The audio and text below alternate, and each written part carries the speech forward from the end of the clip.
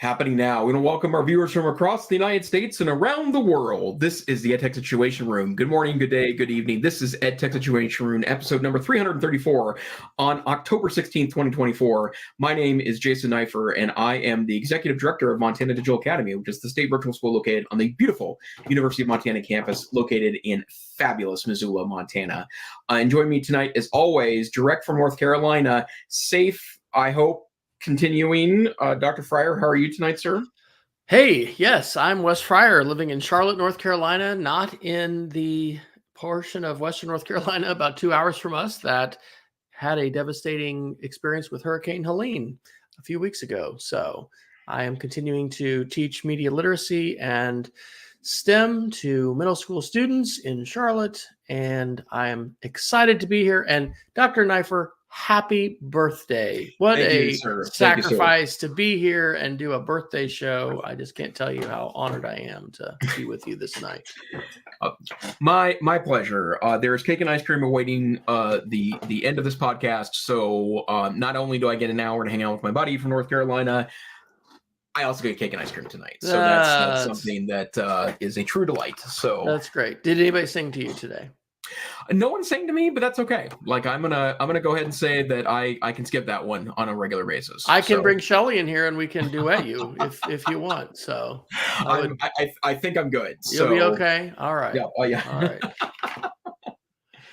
Well, it's been a while, and you've been a traveling man. In addition to the catastrophic hurricane that happened in North Carolina, I would assume you all are well into fall now. Have you had snow? Wildfire danger's gone, or what's up with? That's a good question. We haven't had snow. It's getting colder at night, though. We, in fact, my cousin is getting married on Saturday in Ronan, Montana, which is about an hour north of Missoula, and it is an outdoor-indoor venue. So I think they'll be okay either way. But it's gonna be chilly on Saturday, and I'm officiating at that ceremony, and so I will probably wear an extra layer if we're going to be outside at all. So, yeah, it's headed in that direction, and I like fall more than I like winter for sure. So if it wants to stick around in the 60s and 70s for a couple more weeks, for sure, that's all good with me. Yeah. Fire dangers though? I mean, that all subsided and it's not. Nope. We've been in really good shape there. I think we had a couple of days in August, if I remember correctly, where there was some pretty thick, gross smoke here that ended up like a massive storm that actually caused a lot of damage to Missoula, ended up kind of washing that smoke out of the air. So we were good to go after that. But yeah, I think we lucked out this year, and it's always an incredible blessing when we don't have to deal with weeks on end of fires. Yeah, absolutely. Well, good. I am glad to hear that. So it's just it's been wild and rather surreal with everything that's gone on. Yeah. Different people that we've known being affected. The camping area where we took our daughter just completely washed away. And I've been watching, a whole bunch of videos. Really interesting, right? What YouTube channels you subscribe to and what kinds of things you get in our current, polarized environment. But I did end up watching a geologist who was doing a lot of Google Earth and analysis and calling this a 1,000-year event. And it was just so crazy, the quantity of water. And if you we're near a even small stream, and certainly at the bottom of valleys and stuff like that, it's just pretty crazy. So my geek of the week is a ham radio video that I am watching because I was going to become a ham and get licensed a couple of years ago. And one of the things among others that this has caused me to remember is, having alternative means for emergency communication is really important. So yeah, absolutely. Yeah. Okay. Well, hey, what are we going to talk about tonight? I heard a rumor that you may want to sort of flip the script and just go to Geeks of the Week, which I think we have the ability to do. So I have in it. I'm just going to double check here to make sure. I have 3 kind of AIE ones tonight. So maybe we should start with the non-AI news, and then we could jump to Geeks of the Week to go from there. And thank you, Dr. Fryer, for doing the lion's share of link work tonight. But The EdTech Situation Room is a once-a-week podcast where we take the news for the techosphere and shoot it through the educational prism to see if we can help with, our back and forth commentary, help provide some insight to nudge the conversation forward on great technology use in K-12 classrooms. And let's admit it. Sometimes we just need to rant. So that's true. There's that too. So may or may not Wes and I think are genetically predisposed to ranting. So and I guess I would just say this, that there's just so much right now around the EdTech conversation for a variety of reasons that I would tell my siblings across the kind of EdTech advocacy part of this, that not everyone, I think, is always giving the best advice out, but keeping a great focus on the learning is super important. And one of the things that I've been really trying to preach when I talk to particularly leaders in schools is that professional development is really the only way around the AI stuff. I feel like there's so much misinformation about AI right now, and even though it's been by far my focus to have people say, spend 30 minutes with it, just playing with it, even if you don't like it, it's important to start to understand what it does.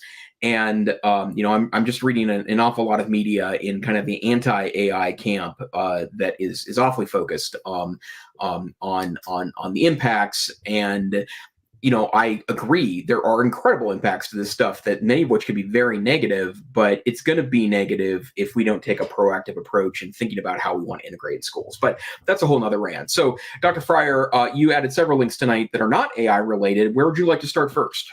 Oh, gosh. Well, we've got to go to what is absolutely the best article I have ever read and podcast on the tech correction. We have talked about the tech correction for literally years. And so this is an article from Harper's Magazine this month, October 2024 edition. And the article is called "The Antitrust Revolution, Liberal Democracy's Last Stand Against Big Tech." And it is by Barry C. Lynn. And I will drop the link here into our live stream. We had actually 3 live viewers there as we started. If you're there live and want to say hi, let us know who you are. I think it might be my dad, but who knows? He didn't text me that he was getting on tonight.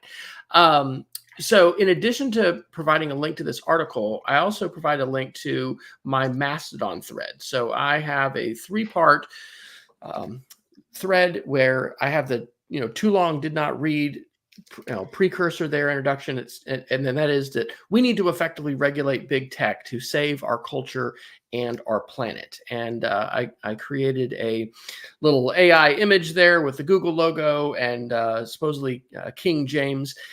This article, and again, I learned about this, and I highly recommend, if you don't listen to the Tech Policy Press, one of my favorite podcasts to listen to. And the episode is a deep dive with the author into this article. And I just really found it to be, so prescient and important, and I guess just connecting a lot of dots in terms of how important it is that we go ahead and like we saw with antitrust legislation, in the Gilded Age, when we had, folks like, gosh, am I even going to have to go back to my thread to get the names, because those rolled off my tongue now we've got, Google, Amazon, Apple, SpaceX. We had, huge railroads. We had JP Morgan and folks with steel, big tobacco. I mean, there were just these massive companies that were able to, basically do whatever they wanted. And then we had a populist backlash against them. But it's really not only affecting politics, and we see this, playing out right now with the way that the U.S. election is going in terms of donations and just, massive. I think I don't have it in the show notes, but like 75 million, I think, that Elon Musk has given in the last, month or two, putting that into the campaign. So, Andrew Carnegie, Cornelius Vanderbilt, J.P. Morgan, those were the catalysts for the Sherman Antitrust Act. And so in this article, which is just so well written, Barry Lynn makes the case that this is what we need to do as well. And in terms of having some regulation that push back against the powers of these individuals and these corporations to really do whatever they want and to act against the public interest. And the other thing I'll say about this, and then, toss it to you, is that he really highlights how some very, very smart lawyers within the Biden administration have been able to come up with this ruling, which we've covered on the show, and that is that Google has been found as a monopoly. But what we're moving into now is going to be the remedy phase and also the appeal phase. But he talks about how much this has been downplayed and it's not just this big of deal, but it really is a big deal. And even like data, when you think about the quantity of data that Google has about all of us as users who are logged in and using their kinds of tools, and the almost complete absence of any kind of privacy rights, privacy regulation, at the federal level, we've got some of this happening at a state level to address this. The public good that can be served through that data, for instance, map data, right? I mean, I'm a beneficiary of that with Google Maps and commutes and stuff like that, to be able to say, oh, wow, look, there's a slowdown there. But, Google has the exclusive access to that kind of data. So I just can't basically commend this article enough to everybody. The podcast as well, because I think what we call the tech correction, which is, a big tech backlash. There's different ways of talking about it, but this idea that we need to have some regulation, we need some privacy, law in the United States. The United States needs to play a little catch up with Europe, which has had the GDPR, the general regulation, general directive regulation on privacy. Anyway, it's the privacy law in Europe. And this was just a fantastic article and a great podcast. It's a great deep dive, and it may be something we can talk about in some greater depth. But it made me feel glad that we've been having forward motion with this with the Department of Justice. And of course, depending upon how the elections turn out, in less than 3 weeks, I mean, it could have a dramatic result in whether or not this kind of antitrust and corporate regulation legislation and these moves can continue to move forward. Yeah, absolutely. And, this is all in the era too, where it seems pretty clear legally that Google might get broken up by the Justice Department, right? Yes. Mm-hmm. Yep. And so you take all these factors together, including the sheer lack of regulation, and I know it feels it doesn't feel it is the United States government has fallen asleep at the wheel on regulation of tech. And what's disappointing to me about that is that it's easy to point a finger at Google here, because obviously they've been extremely data hungry and capitalizing on our data and yada yada yada. But I still rely very heavily on Google services. And part of what I like about Google services is that it does have all my data. And, I prefer Google logins to systems. I keep all of my critical docs in Google Cloud systems. I finally got rid of an old Dropbox account a couple of weeks ago that had been around for some time. And the reason why is because I moved it all to Google Drive. In fact, I used a special cloud-based service to move 400 gigabytes of old Dropbox data. And this stuff is ancient. Like, I found a PowerPoint presentation that I created in 1998 in there. So we're talking about some real ancient stuff. But the bottom line is that it's going to be it's inconvenient. Sounds whiny, but it's probably going to be a huge impact on my workflow if Google suddenly is 4 companies. And if we had regulated, right, or if we'd set up standards, or if we had been proactive about this and just instead of just assuming the tech was going to get it figured out positively, which I'll admit I was as much of I was as much part of the problem as anyone else. I think that would I think that would let us to better space. And the other thing too is that, and I'm seeing an increase of these notions in conversations about AI and education. and I wish I had marked this article today. I've been a bad podcast co-host the last couple of weeks, but the article was about how apparently OpenAI invited themselves into a bunch of meetings with large universities and said that you should buy our product, and then after you license our product, you should tell us how it can be best used in higher ed. And it's like, that's such a bizarre way to do that. We don't talk often about the drama at OpenAI for sure, and that's certainly doubled down since we last spoke a couple of weeks back. But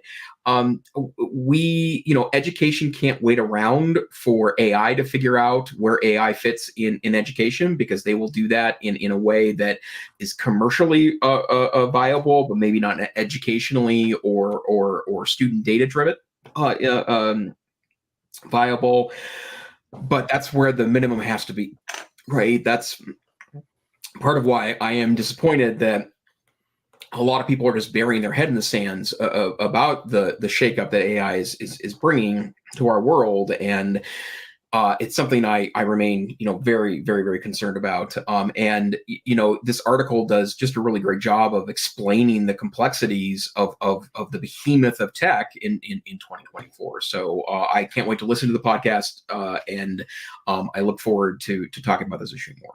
Awesome. Yeah, we could definitely just do a whole show about that, which we won't do. But one of the best things I think that we can do for each other is to be filters for each other, especially when it comes to like YouTube, influencers and channels and podcasts and things like that, because there is just so much great potential to learn a lot of stuff and get to hang out with many folks who are certainly much smarter than I.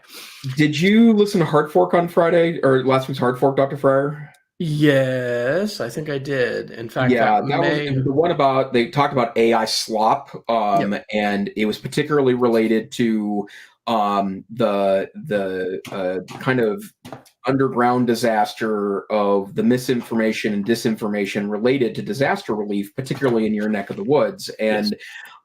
I thought they made a really interesting point on that podcast. Casey Newton from Platformer was talking about how there's just been an extraordinary amount of AI slop and AI slop is defined as AI generated stuff that is meant to be either filler information or mis or disinformation, and it really impacted, like it had an actual impact on people in these crisis situations. And one of the things I'm starting to think about and articulate out loud is that AI obviously is going to create some issues, but what it's really doing is dramatically enhancing existing issues that we haven't dealt with in a way that allows us to grow with AI. So as an example of this, you're not going to find a more passionate advocate for media literacy than Dr. Fryer, right? It's something that's his specialty in. He speaks on it. He teaches about it to middle school students. Your Conspiracies and Culture Wars unit and presentation is a great example of how we should frame it. If more people had taken advice from experts like you, we probably would be in better condition right now to be able to kind of evolve with the tool. But all AI slop is going to do is exacerbate the really lack of system-wide instruction, vertically aligned to help students start to determine, how they can find out what is true. And it's very concerning to me for sure. But what I think about all these evolving technology questions is that yes, they bring kind of their own interesting perspective. They also exacerbate a lot of existing problems, and I'm not sure if a lot of folks, particularly in both K-12 and higher education, will really come to grips with. Absolutely. We'll do a couple other articles, and then let's jump into the Geeks of the Week and the AI stuff. Here's a positive article, which, it's always nice. I put this one under Apple. Apple has, of course, released the Vision Pro, and I haven't played with it yet. Jason, have you had a chance to No, I've put not one had the on? opportunity. My Yeah. buddy Mike has done a fitting for it just to see how it worked, Okay. but I do not. In fact, I don't even know anyone that's other than Mike that's put an Apple Pro or Vision Pro on. I think you can, set up an appointment at the Apple Store, and I should probably do that. Well, this is 9 to 5 Mac today on October 16th. The Vision Pro is being used to assist surgeons during live procedures. And so in some relatively lower stakes operations in California, at the University of California, there's a surgeon, Santiago Horgan, and others who have performed more than 20 minimally invasive operations while wearing the Vision Pro. Here's what really caught my eye. They said that, quote, about 1/5 of surgeons polled said they would consider retiring early because their pain was so frequent and uncomfortable when they are having to change their view, looking back and forth from the patient on the table and a monitor located somewhere nearby. And I had not even thought of this before. And so because the surgeon will not have to do that and can just have the display and whatever they need to be seeing digitally in the same field of view. I mean, that's a significant number of surgeons that they would be ready to just throw in the towel because that's so painful. So that is a positive article there. Then under the miscellaneous, I guess this is positive. SpaceX caught their booster rocket. Yeah. This just happened yesterday, and I had watched, because with my especially coding class, we are creating a outpost on Mars and the moon in Minecraft code, in Minecraft, using code. And so educating my kids about what's happening with space and Artemis and all this is a big deal. And I'm going to be telling them about it. It's just really kind of amazing because the vision of SpaceX in terms of being able to reuse these boosters is that they're going to be able to, use these chopsticks, basically robotic arms in order to capture their boosters. And I think Musk said today that he expected in a few months to be able to recapture the main Starship. But that was really, really phenomenal and a great, step forward as far as, for those of us that are excited about space and wanting to see success there. But another article that I did mention today with my web design kids, this is from the Register on October 14th, and this is a little summary because I learned about this on Hard Fork in their hot mess section, right? Because the article is titled WordPress Saga Escalates as WP Engine Plugin Forcibly Forked and Legal Matters Fly. Bottom line, WordPress is open source. And so anyone is allowed to get that software and do whatever they want. Well, apparently Matt Mullenweg, who is the creator and founder of WordPress, he owns WordPress.com, the commercial version, if you want to pay, them to run your WordPress site, is pretty mad that this company that I used to actually have for my Speed of Creativity blog for years, WP Engine, has made billions of dollars. They have not, I guess, really substantially contributed to the code base or to the foundation of WordPress. And so Mullenweg has banned them. In fact, in order to get in to log in to some things, you had to certify you had nothing to do with WP Engine. Basically, he is absolutely violating the WordPress Bill of Rights and going against open source. And this really, really sucks because WordPress powers something close to half of the websites in the world today. I love it. I've used it since 2005. It is, fantastic. And so anyway, this is just something to continue to track. But again, I learned about that from Hard Fork. So I don't know if you listened to that part of the episode or I did. And I've also been watching the WordPress drama, and I'll admit it's making me want to move our sites away from WordPress, right? Like you mentioned the open source nature of it. And it ends up, I mean, if I've learned any lesson about software, right, that there is an extraordinary amount of just really great free and open source stuff, but free is an interesting term. You sometimes hear the metaphor of free as in free speech, not free as in free beer, or free as in you get it. It's like, here's a free puppy, so you take it home and then you gotta mind where it does its business, right? But I've learned a lot of lessons about that over the years. I no longer an institution that runs Moodle. I was getting a little disaffected by Moodle at the end there. And part of it was about drama that existed within that community. The same is true as happening in WordPress right now. WordPress runs just short of half of websites on the earth. And if if WordPress becomes a mess, I mean, I guess it could theoretically be the case that someone could fork WordPress, create a brand new alternative to WordPress, and really start over again. But man, does that put institutions like mine in a really tough location? And I've used WordPress from everything from websites to content hosting platforms. Pretty innovative stuff for its time, and yeah, it's disappointing to watch this, and it's also disappointing that I do feel like that, and I have kept up on this. I've read the news as it's played out the last couple of weeks. I do feel like that Mr. Mullenweg. Thank you, Mullenweg is he seems like he's really not approaching this in a positive or in a proactive. I want to say that he's coming off a little, perhaps a little off, is the polite way of putting it. And the bottom line is that I can't imagine that the open source community that supports WordPress, which is huge, is going to be on his side here.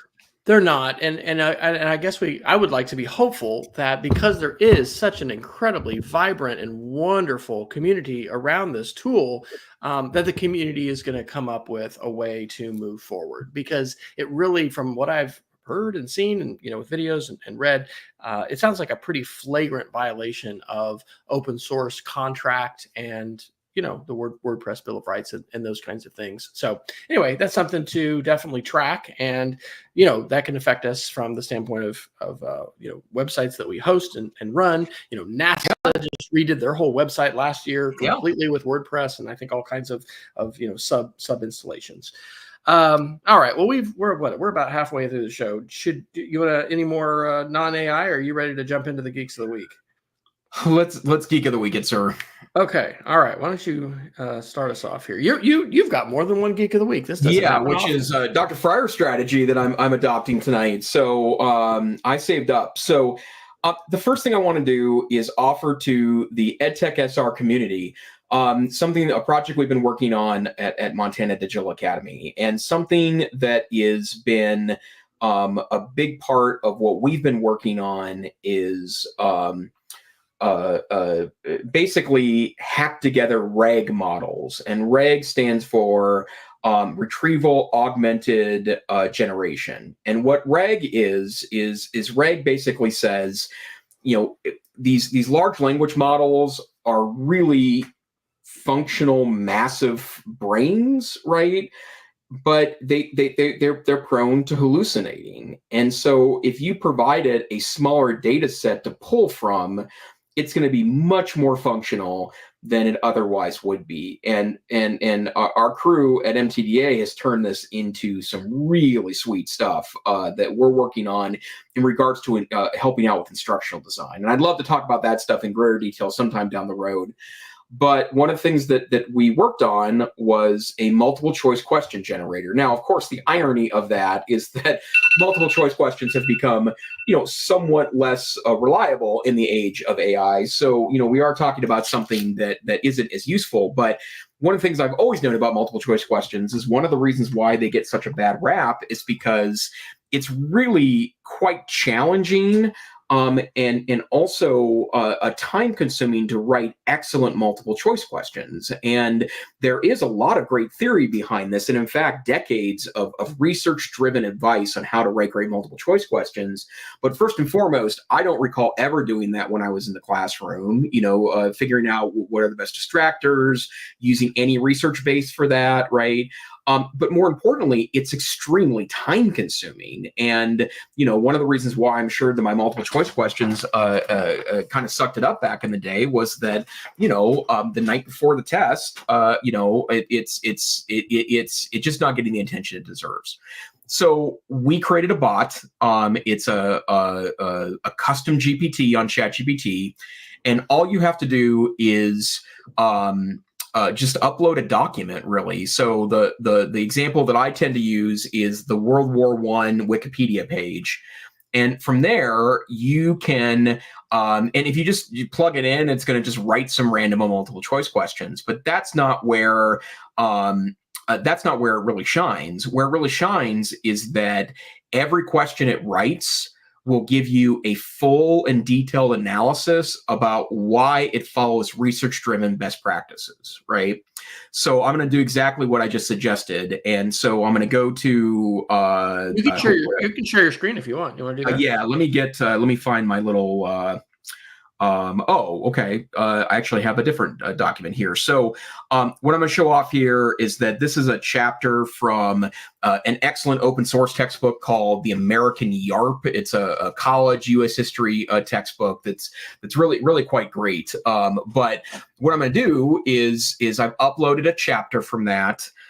It's called The Cotton Revolution. So I'm assuming this is a pre-Civil War related chapter. So let me get my... to share your window. Nope. ChatGPT, OpenMCQ. Okay. So, so I'm now sharing my screen. We're not seeing it. Oh, there it is. Okay. Wait, I got to add you to the stage. Yeah, there you go. Okay. Okay. So, what I've done here is just uploaded this chapter. So I'm going to say, write 5 multiple choice questions. No other direction than that, even though it will do a lot of really cool things there, right? But it's based on the text, right? At least I'm hoping it is. Otherwise, I'm going to tell it to based off the text. Yeah, it is. So here's 5 multiple choice questions based on the American YARP, right?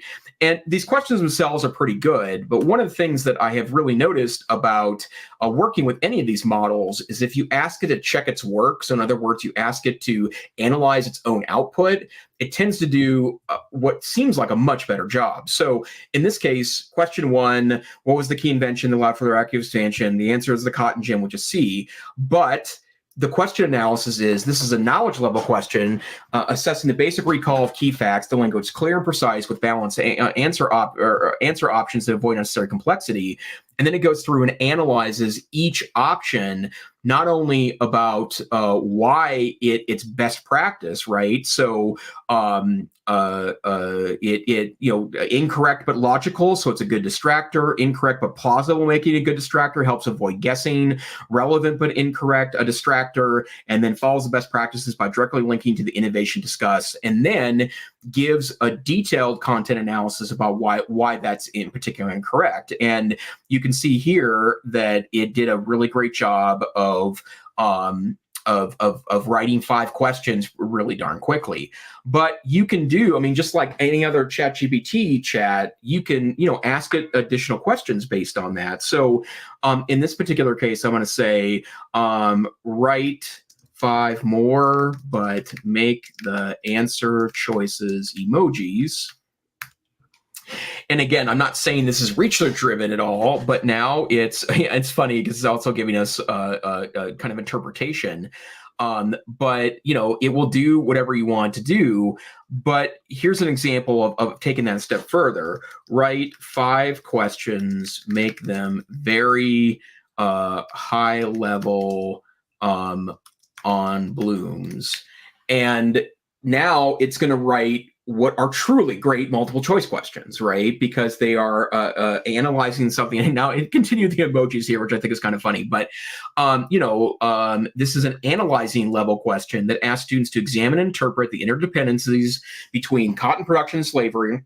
The answer options also include casual and system analysis, encouraging critical thinking, right? Which is what multiple choices questions can do, but are exceptionally difficult to write. And so this is just a tool we've developed. The reason why we call it Open MCQ is because I used no commercially available materials. And in fact, there's a full bibliography in the training document that I share. So you can see every single website that we pulled from. And most of these are colleges or universities that have like an education department that write a guide on writing multiple choice questions. And so I essentially summarized all that information into a training document, and now it writes multiple choice questions. And this is where I think that the people that are like meh, the output's not very good. If you spend some time telling it the output that you want, so in this case, research-driven strategies for writing multiple choice questions, then this is, I think, a pretty winning approach to this. And so, yeah, this is what one of the things we've been working on as part of our look at utilizing ChatGPT and its cousins for instructional design. Now, actually, let me just stop here for a second because obviously I'm info dumping on you, Dr. Fryer. Any thoughts or comments? Wow. What you've done is you've culled the research for the pedagogy, which you identify and your team's identified as being best practice for writing these kinds of questions, and then you're telling the GPT. There's a word for this. You probably know what it is, but it's kind of sort of like with Notebook LM, right? When you tell the AI to prioritize this library, this body of information, and in this document. Not just to draw on the vast swaths of information that it's ingested, but really prioritize that. I think that's incredibly exciting because, just number one, like you said, it doesn't matter, really how much education you've had. We all have limited time. And when it comes to, hey, I think I need to write some questions, we're probably all going to be very challenged to follow, this kind of pedagogy and take the time that obviously the AI is able to do in the blink of an eye. So I would suspect that just like you've talked about in the past, we've mentioned doing this. You like to do what is it, World War II or World War One? Which one? World War I is my standard. Yeah. So you're very familiar with that, and so you can very readily pick out whether or not these are good questions. This is accurate. This is hallucination or not. And so I think I would encourage people to do the same thing, and I'm eager to play with this as well. It seems like a phenomenally powerful tool, which is probably only going to get better. And I will tell you, we've got other ones in the make right now, including an instructional design, what I call instructional design buddy, so that it has a lot of precepts of instructional design built into it. So it's good at organizing back and forth. I've also been working on one that's a tool for administrators in our state. A lot of our schools, based on guidance from our state office, use the Danielson model to give feedback to teachers, and particularly new administrators sometimes struggle with the extraordinary amount of feedback that is implied in that implementing that model. Tomorrow at the State Administrator Conference, the Montana Conference for Educational Leadership, we're going to release our beta version of that to Montana administrators, where you upload a set of notes and it creates feedback based on Danielson feedback. And, there's nothing really radical about what we're doing here. These are all no-code solutions. But as it turns out, I think that's the cool thing about this AI stuff, right? Is that it does provide an opportunity to, have someone with a good idea or a very functional need actually create a quite functional tool. Interesting about the Danielson model, right? Because if these tools are able to then draw on this corpus of literature and articles and possibly research from a particular, academic, it's going to be interesting, in terms of monetization or not monetization. I think on the show a number of weeks ago, maybe months ago, we talked about somebody who had created this AI version of a psychologist, and that was done not with their permission. It was a person who had been a graduate student working with them. But, I've had this thought. I have over 5,000 posts on my blog, right, since 2003. Interesting to think about ingesting a vast quantity of information and then being able to get that to not just, replicate and pull out things from the past, but actually, utilize ideas, philosophy, pedagogy, follow instructional administrative best practices. It really is incredible. And for that kind of written feedback and any kind of writing like that's a perfect match for the skills of the tool. So that sounds exceptionally exciting, and it's going to be. It occurs to me, and I don't remember which different models we've had, with technology integration. I was so disappointed that Apple took all their Apple Classrooms of Tomorrow research completely offline. Because I was like, this is great research. It's like, well, I think we're just, using this to try to sell stuff, or it's all gone. They took it all off. But there's these different models that would talk about getting to a transformative level, right? And I think that's something we need to have in our vocabulary with AI, because I was quite depressed at our state EdTech conference last March when I went to some sessions about AI, and many of them were just about like, oh, look at all these worksheets that you can create. Oh, look at this. I teach second grade and I can generate all these printable worksheets that we can, give to our kids so they can do these packets. And it's like, no, that's not, not great education. That's not great pedagogy. And so I hope that there'll be some of those frameworks and some of that vocabulary where it's like, okay, now that we have these incredible, powerful teaching assistants and tools that we might have not ever even dreamed we would ever have, are we really going to still do the same kind of thing that we used to do? Or are we going to look at more transformative, more powerful ways of engaging students in learning, assessing students, being able to stretch beyond, what we've done in the past? And so I'm trying to think, the SAMR model is probably one of the more popular models talking about, reinvention and transformation. And I don't know if you've run into that much in the context of AI, but I hope that that's going to be part of our pedagogical discussions. Absolutely. And the thing I would also say related to that comment is that, if you're not having discussions right now about how teaching and learning changes in the age of AI, you should. But what I would also say, though, is that, the multiple choice questions is a really good example. It's not like they're worthless now. It's just that they're relegated to a different category of assessment. It's going to have to be way more formative, and also something that you're not relying on a student not to use AI to answer. And I think that's something that we need to be really thoughtful about. So Wes, would you like to present one, or would you like me to continue with my rambling AI? Let me, rather than a Geek of the Week, which I do want to go to, let me go to this Ars Technica article today, which is just really relevant to this idea of using AI. So headline here from Ars Technica on October 16th, student was punished for using AI, then his parents sued teachers and administrators. And the situation here, part of what the school says is, well, this wasn't that big of a deal. He just got a B. But actually, the student didn't get into the National Honor Society. He was able to apply this year. I guess this happened when the student was a junior. But basically, the parents allege that they didn't have a policy. The student brainstormed with AI in order to, I think it was maybe a history day. It was some kind of a social studies contest.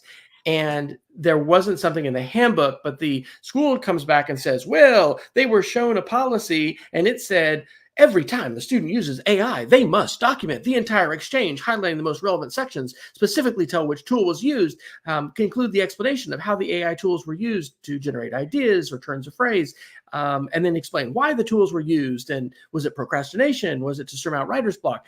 Basically, it's this huge, attribution burden, which I think we should do. And it's very interesting to me because we have a child right now at the Air Force Academy. And so like all, schools of higher education, they're grappling with this. And I'm getting sort of a student perspective in terms of different departments. And to the credit of the Air Force Academy, there are a number of departments that are really embracing the use of AI, but with a, very strict honor code, arguably the toughest honor code maybe in the entire country. Documentation and attribution is really important. But this is just really fascinating to me because I think the school district in this defense is being a little bit unrealistic as far as what they expected the student to do. And, when you are applying to colleges, it is kind of a big deal if you're not in the National Honor Society. And, these are grades. This was an AP class. The student, got a C instead of a B. So I would say that this article and this situation should be a warning sign to all school administrators and schools that it's really important to tread carefully when it comes to accusations of plagiarism. And ultimately, what we need to be doing as schools is not just pointing fingers and saying, you cheated, you're punished. There is that, these are important discussions to have. We do have kids cheating, but I am 100% opposed to the idea that all, categorically, all use of AI is going to be considered cheating and is going to be prohibited. If you're trying to impose that policy, which, teachers at our school and many schools have the ability to do at this point, you're really trying to, hold back the flood. And I think the challenge for us is to figure out how we're going to use these tools to not just communicate and to assess and do the things we've done in the past, but to do those things better. And the power of these AI tools, we're using Flint AI, which interestingly just did this big upgrade. And you don't create tutors anymore, you create activities. But there's this slider that we have as teachers to say, how helpful do you want the AI to be? I'm playing with that. I'm continuing to play with that and let my students do that. That's the official tool that all our kids have to use because 100% of the students' interaction with the tool is documented. But I just feel like this is an important article. We're going to see more situations and cases like this, and teachers and administrators need to be very aware of the limitations of software programs and vendors who are saying, yes, I'm going to be able to, catch this AI use. And really the most important conversations are going to be, how do we leverage these things to become better humans and to be able to, communicate better and assess better and learn better. And those are tough questions because the ways we've traditionally done these things, in many cases, can be easily replicated and defeated by the AI tools. And it's a nuanced discussion, right? The part that I feel like that a lot of these articles and I don't exactly know what happened here based on the article. I would say that it sounds like it was more than just brainstorming, but I have read accounts of people thinking that it's inappropriate for a student to brainstorm with AI. And the test I want to put in place there is, so are you telling me if a student brainstormed with another student, you would call that plagiarism? Right. And or with so a parent, I mean, or had a Google search to try to say what kinds of topics could I? Well, and I had a parent that pretty regularly helped out with homework when I was a kid too. And in fact, we have dealt with situations at MTDA related to that. And where's the line between parents helping too much and yada yada yada, like that's all an important piece of this. But there is a growing amount of evidence to suggest that when the AI does the assignment for you, full stop, you don't learn squat. And that's not a shock to me, right? In the same way that if you go online and spend $99.99 on an essay and turn it in, you didn't learn squat there, other than it costs $99.99 to have someone write your essay. But secondary to that, there is a starting to emerge some data sets that strongly suggest that engaging with an AI can be an extraordinary learning experience when you're working through the nuances of higher order thinking.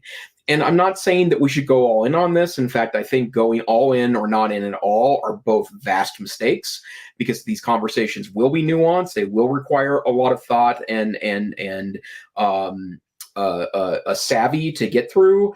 But the bottom line is, I read articles like this and I think it makes education look archaic, and that's the part that I just don't like here. And it feels like that in a lot of these cases we're being awfully dismissive of student responses to things, and then denying them one-time educational opportunities. And that's not a call for us to not take this seriously. It's a call for us to understand there's just way more nuance here than we're giving these situations credit for.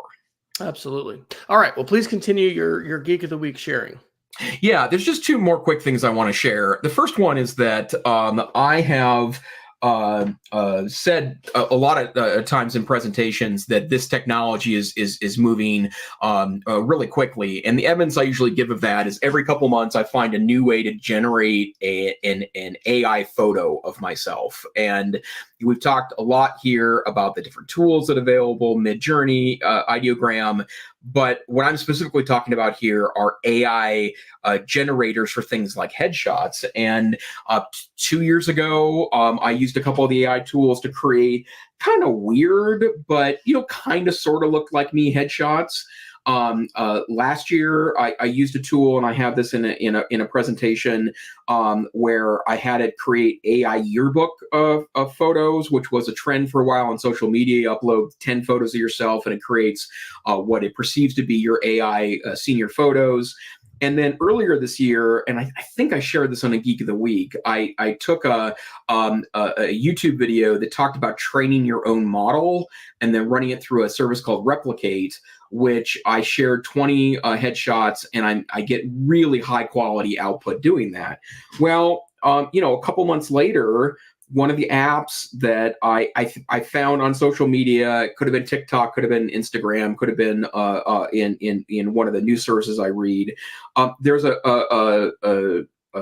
service called Photorama, where, and it does cost some money. You pay money to have it train on your face, and then you pay either a weekly or monthly or yearly cost, and then you get a certain number of credits every week. But it only requires 3 headshots. Unlike these other models that require anything from 10 to 30 headshots to be able to train on your face. And the output was so good that my wife actually said, those look like you, which she has never said before. And she would know. But as it turns out, it does a really, really, really extraordinary job of creating AI headshots. And so this is an example of one that it created. And the clothing's a little weird. It actually patterns what I would wear, but there's like multiple layers of shirts. That looks like my face. This one is me as a monarch, and the reason why it's funny is because I'm wearing a flannel shirt underneath my, my royal robes there, which actually is a Jason Neiffer thing, right? This is a really good headshot of me. It looks like me in the way I wear my hair. In fact, if I put it right next to my face, it looks pretty darn familiar. And then I created this, which makes it look like I'm trying to run for political office in Montana. But the bottom line is that, and then me as a kind of an aging rock star. But these are really good. Oh, and in fact, that one's probably going to become my professional headshot, right? So that's wild. And 3 photos. And it's also not checking, to be clear, that these are photos of you, right? And so the fact that, you can take 3 photos of someone and turn it into a fake photo, but also a realistic looking headshot, that is a stunning advancement over where these tools were just 24 months ago. And if you don't think this stuff is moving fast, you're just not paying attention. Okay, so this is becoming Jason shares something cool. Wes, tries to share something scary. So this is another article from our AI section. This is from BGR today on October 16th. People are using AI bots to create nude images of almost anyone online. Telegram has a new problem. People are able to upload a picture of anyone, and with just a few clicks, they can create a nude version of that person using those images. And while Telegram, their CEO or whatever was recently arrested in France, and so there's, some accountability for what happens in Telegram, the article says, this is just about impossible to stop this kind of thing. So here you've got an extremely popular messaging app that's being used around the world, and with just a few clicks, any photograph, no guardrails, is going to be able to be used for this. So again, this is sort of a sign of the times. I think it is important for AI companies to work on guardrails, but ultimately, I don't think we're going to be able to keep the cat in the bag. So. Yeah, me neither. And then I want to share just 2 prompts that I actually did last night that are pretty darn amusing. If you have ChatGPT and you have memory turned on, which most people do, there's been a series of prompts that have gone around the last week or so, and I tried a couple of them last night. And they're amusing, but they're also quite stunning. And so the 2 prompts that I want to recommend that you try if you have or you have memory turned on in ChatGPT. The first one is, from all of our interactions, what is one thing you can tell me about myself that I may not know about myself? Which is, kind of a cool prompt if you think about it.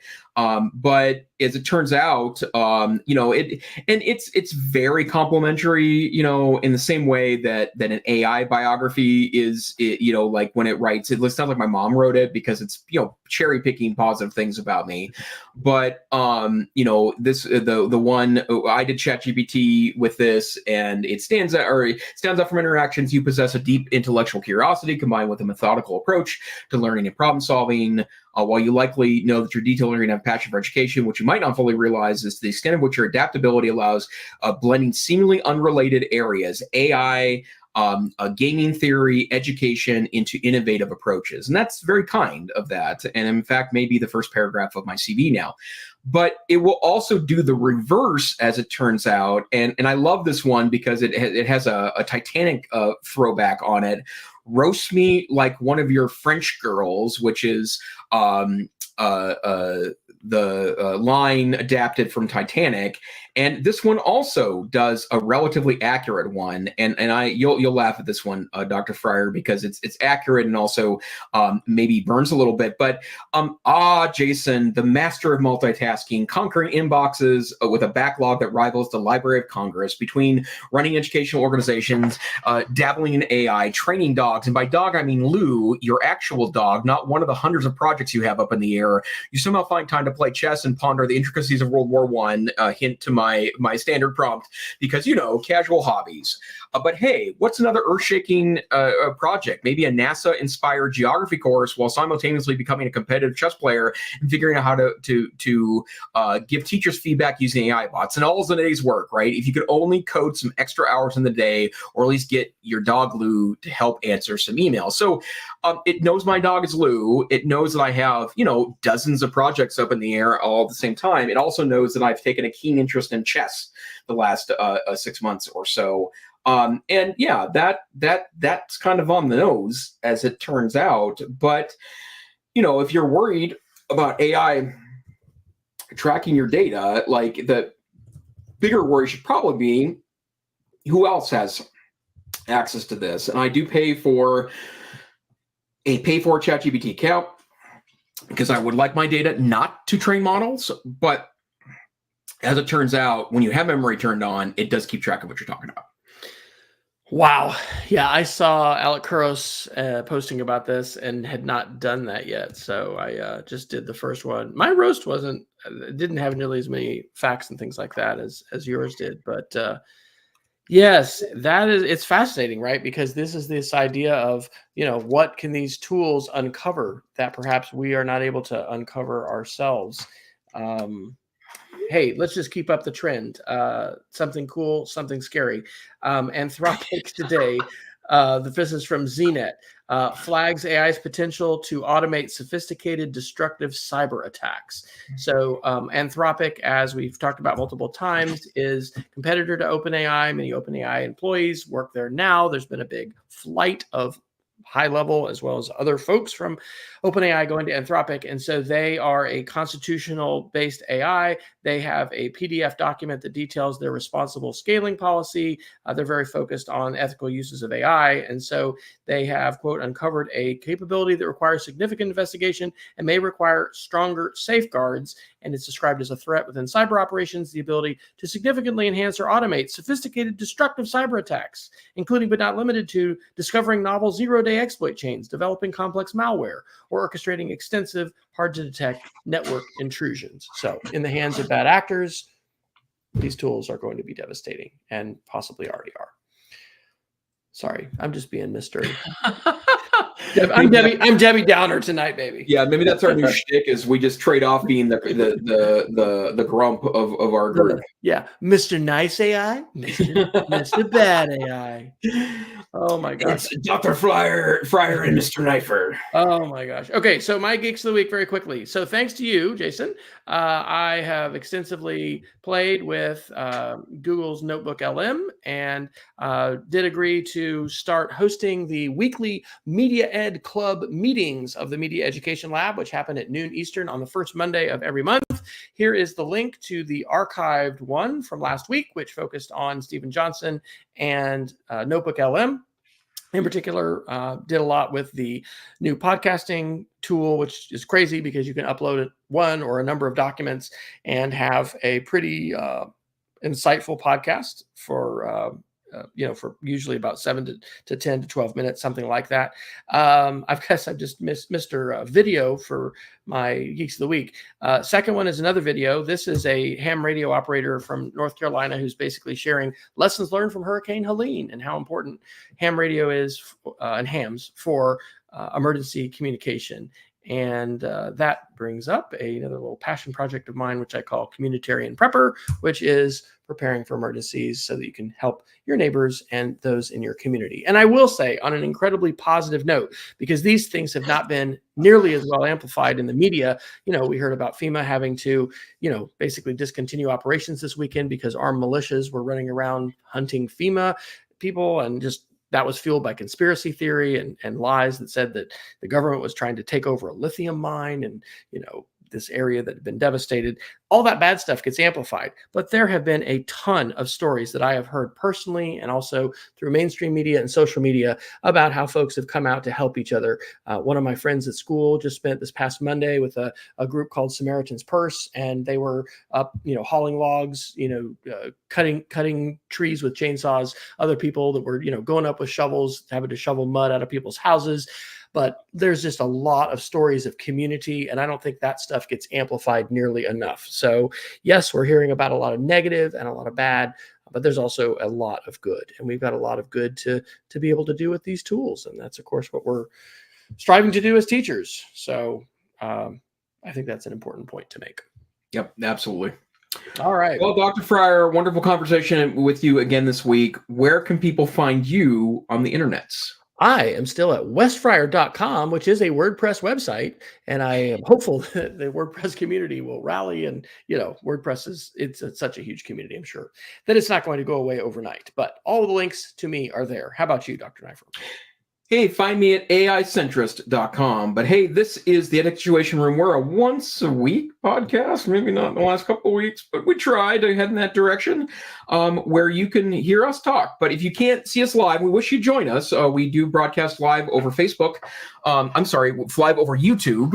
It is Facebook. I just went ahead and put it on my channel. But we have like 43 subscribers, folks. So if you can come up and subscribe, we need 100 subscribers on our Facebook channel. They changed in June 2024. So yeah, then we'll be able to broadcast live there. But YouTube live for sure for EdTech. Yep, absolutely. Join us there if you please. But if you can't, you can find us wherever fine our podcasts are aggregated. They are archived on YouTube as well, and you can go to our website at edtechadsr.com. We hope you have a great week. Stay safe, stay savvy, and we'll see you next time on the EdTech Situation Room.